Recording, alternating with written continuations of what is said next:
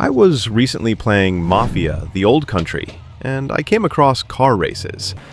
That got me thinking, why doesn't Red Dead Redemption 2, set in roughly the same time period, have any cars?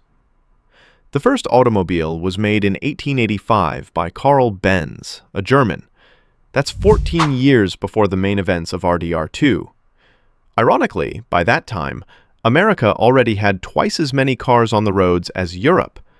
Even though Europeans imported cars from America, none appear in RDR2, not even in a big urban city like Saint-Denis, which is basically New Orleans. In RDR2, we can see things like trains, ships, and electricity.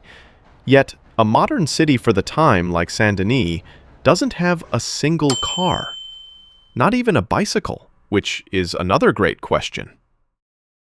So, the answer to all these questions is simple: rarity.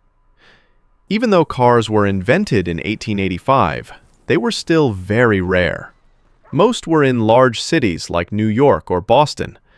New Orleans might have had a few, but it would have been a big rarity.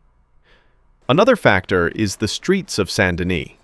If we look closely at Saint-Denis, the streets are very narrow and cobblestone paved, full of bumps, and some are even muddy. Driving a car on them would have been nearly impossible. But what about 1907? Should there have been cars by then? Not really. Mass automobile production didn't start until 1908 with the Ford Model T series. These cars made automobiles more accessible, and only after World War I did cars start to become a common sight. Another important point is that Rockstar wanted RDR2 to feel like a true Wild West game.